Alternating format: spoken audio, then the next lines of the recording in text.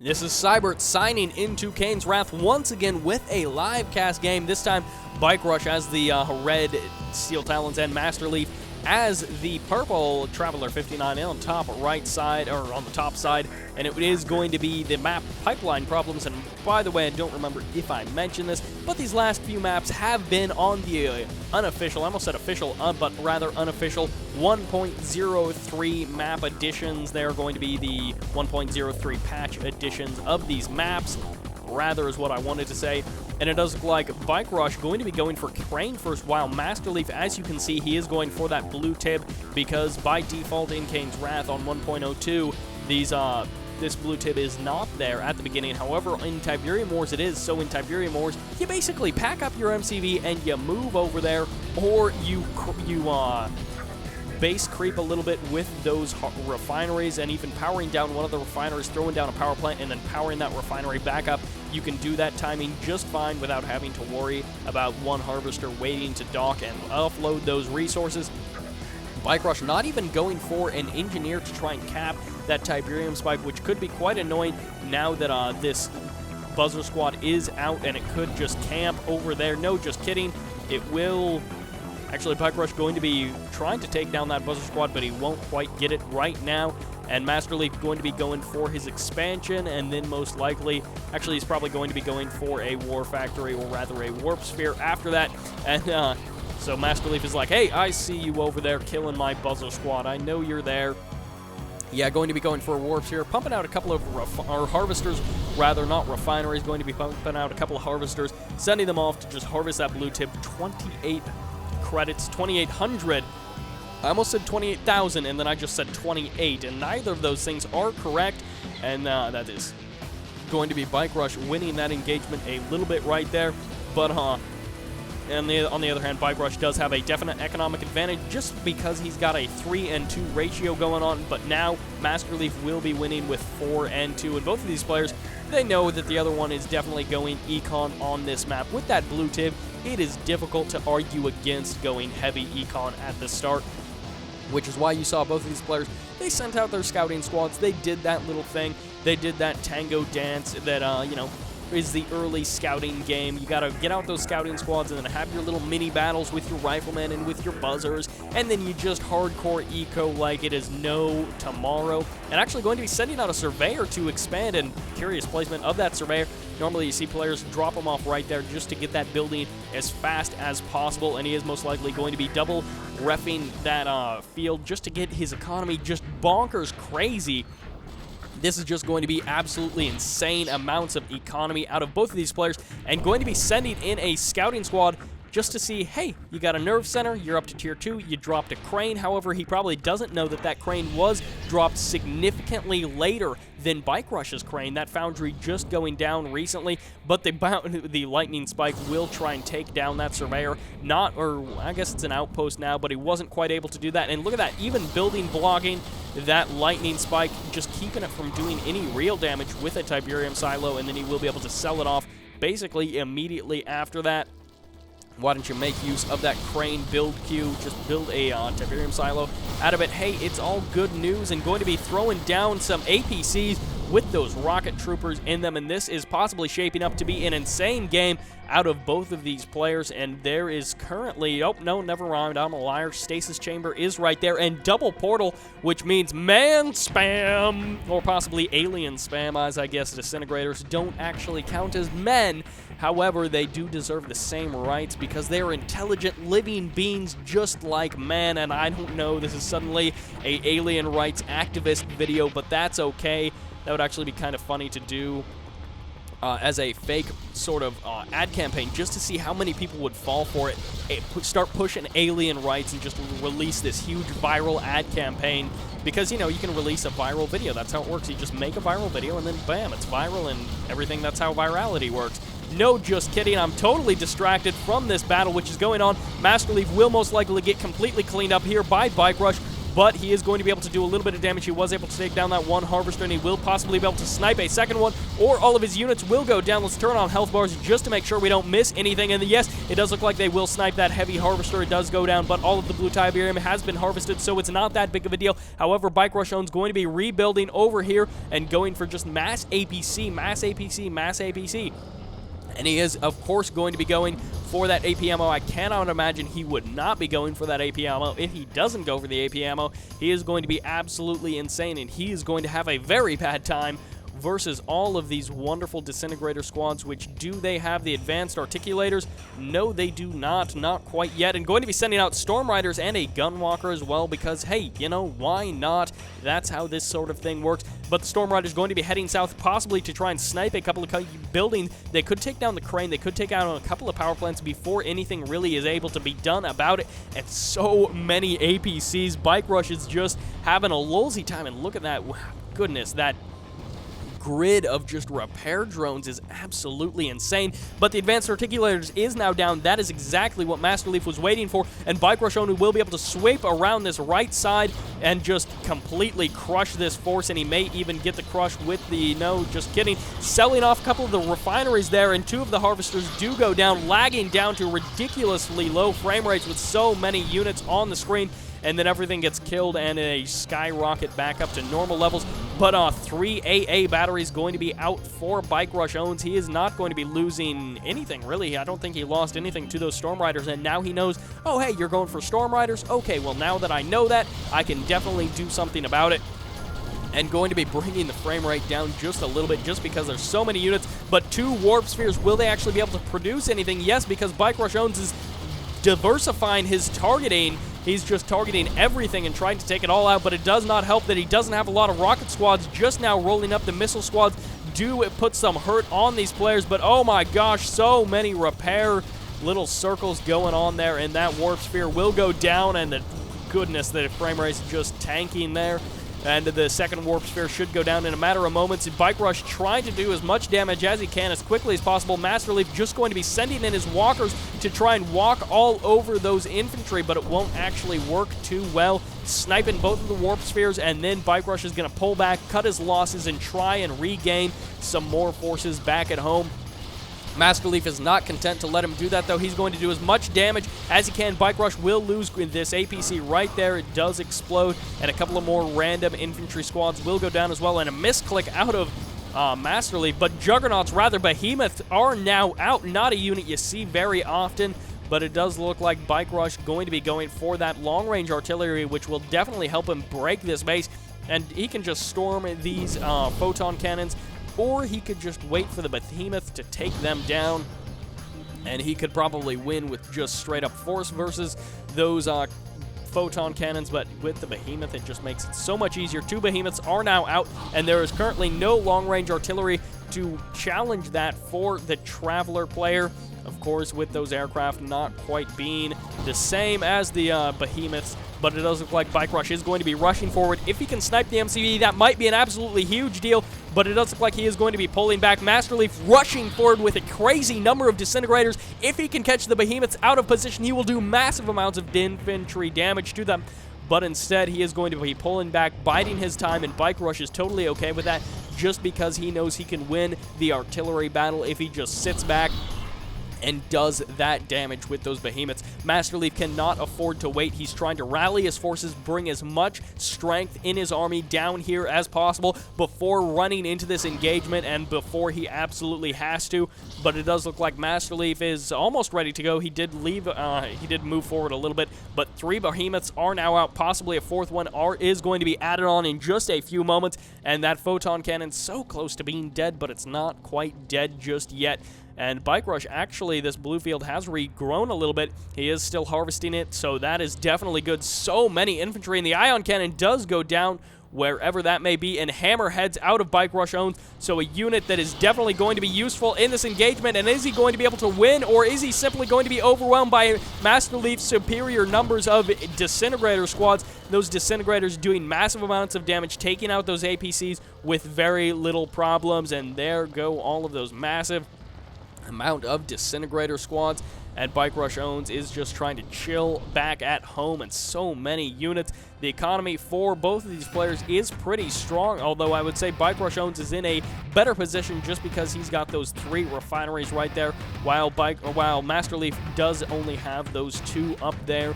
And bike-RUsh still going to be trying to harvest that field, so good on him, but masterleaf doing a little bit of a better job, and the hammerheads are now here.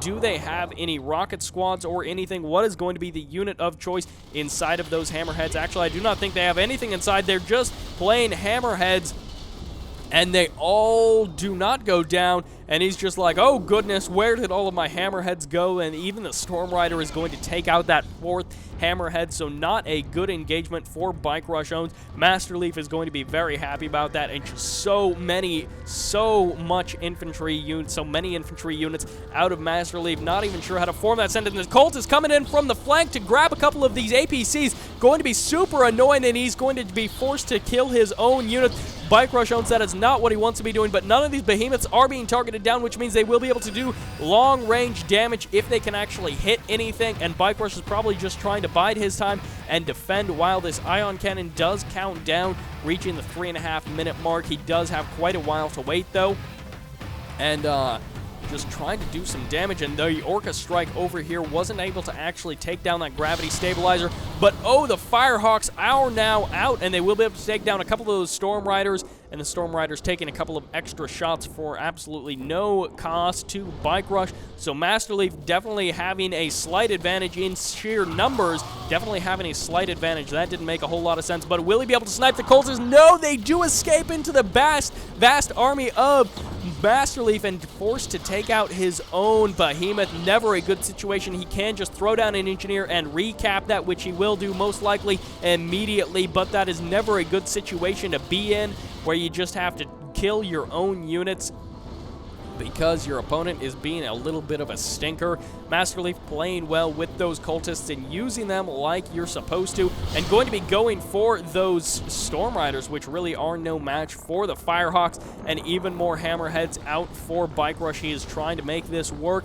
And where is that engineer? Did he really not have an engineer? Okay, I guess he's not actually going to be building an engineer to try and throw in there to grab that behemoth, which means it is up for grabs, and possibly the cultists are going to be coming back right there. They're going to be heading in, and one more Storm Rider showing up. Will be taking a little bit of damage, and here is bike-RUsh doing masterleaf doing basically nothing. He's just allowing bike-RUsh to do damage to bits of his army. Not having to engage the whole thing is always a great advantage, and if you can do that, the cultists are going to be running forward and instantly do get targeted down. Do they get sniped? No, they run away again. Masterleaf once again grabbing that behemoth. No, just kidding. bike-RUsh+ownz was a lot more prepared for it that time than he was before, but the Warp Chasm is now out. The Eradicator Hexapod has begun, and no Marv or whatever assembly center is going to be down for bike-RUsh+ownz. He is not going to be getting any of his epic unit anytime soon.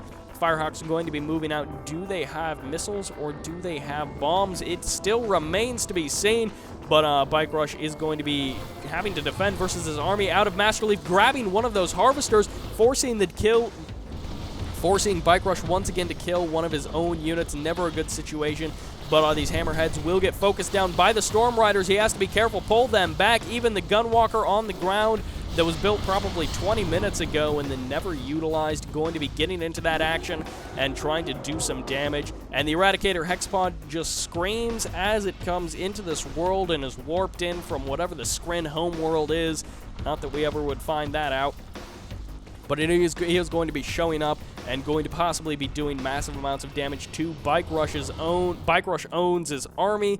bike-RUsh, is he going to be able to build his own epic unit, or is he simply going to be waiting for that countdown timer on the ion cannon, reaching that 50-second mark? If he can get a shot off on that Eradicator Hexapod, it will do absolutely massive damage, and that is exactly what this is going to come down to. And bike-RUsh is going to try and repair up that one hammerhead before this engagement, and he's just going to bide his time, wait for the ion cannon to count down, and oh, he has the EMP center, something I did not even realize, and possibly going to be calling in shockwave artillery, not sure, or an Orca Strike. Yeah, it is going to be an Orca Strike over there. and the Gunwalker going to try to do some damage. This is probably just a slight distraction, but Masterleaf is not content to wait for that Ion Cannon counter. He's instead going to be trying to engage. No, I guess not. He's actually going to be turning around, taking a little bit of damage, and there goes the EMP, locking down that Eradicator. Not a good move. It's taking so much damage from those behemoths. No, the phase field at just the right moment is going to save it, but it is immobile and just now recovering and being able to move that phase field, completely saving Masterleaf's epic unit. That would not have been good news for him, and the Ion Cannon is going to fire, eliminating much of the army of Masterleaf, and that is going to be the cue for bike-RUsh to not move in. He is instead going to be chilling back home. And that Eradicator Hexapod, I feel if he would have just waited a few more seconds on that Ion Cannon, then he would have been able to snipe that Eradicator Hexapod, but he did not want to wait. Instead, the Firehawks both go down right there. So a little bit of splash damage, never a good thing, but bike-RUsh+ownz is not engaging at all. I'm just surprised to see him sit back and wait all this time. The Eradicator Hexapod will get healed right up, almost like it never took that damage at all. And the Firehawks won't even really be able to do anything there, and Masterleaf will simply be able to rebuild his army. bike-RUsh, you should probably engage at some point. So many behemoths. That is why that Eradicator died so quickly. Goodness, that is going to be an absurd amount of behemoths, though. 2, 4, 6, 8, 10 behemoths right there, and the frame rates hit the floor for just a second. So Masterleaf, is he going to be able to make something work? This is just basically the end game because no Tiberium is left almost anywhere on the map. Masterleaf, it would not be a bad idea to send some units over and take out that EMP control center because he definitely knows that bike-RUsh has it. Although he is going for another gravity stabilizer and selling off that the warp chasm just because he does not want it anymore. So many corruptors going to be force firing on that Eradicator Hexapod just to try and make it survive a little bit longer when it comes into that battle. But will he be able to take the hits from bike-RUsh again, and specifically all of these behemoths, which is just going to be so much DPS for bike-RUsh. And Masterleaf deciding to leave half of his army at home. Why are you engaging with just your Eradicator Hexapod? Not necessarily an ideal situation, but another not ideal situation is bike-RUsh's behemoth accidentally firing on his own harvesters. And we should be seeing the final battle in just a few seconds. Devastator warships going to be flanking the Eradicator Hexapod for Masterleaf, and he is going to be doing a little bit of damage to those units for bike-RUsh+ownz, and if their repairs are good enough, they may be able to just keep that infantry alive, or keep that APC alive. The Orca Strike, here it comes. Will it actually do anything? Will do a little bit of splash damage. Firehawk's not actually able to focus down that Devastator warship. A single shot would, but the supersonic bombers, I don't think I've ever seen that in a multiplayer game. So those one-clicks working out for bike-RUsh, able to do some damage to those Devastator warships, eliminate one of them, and then the Firehawks, when they make their swing again with 3 Firehawks, he should be able to do some significant damage to those Devastator warships, especially if they're stacked like they currently are. Never a good situation, and even the Harvester, 2 of those Devastator warships cannot take it out.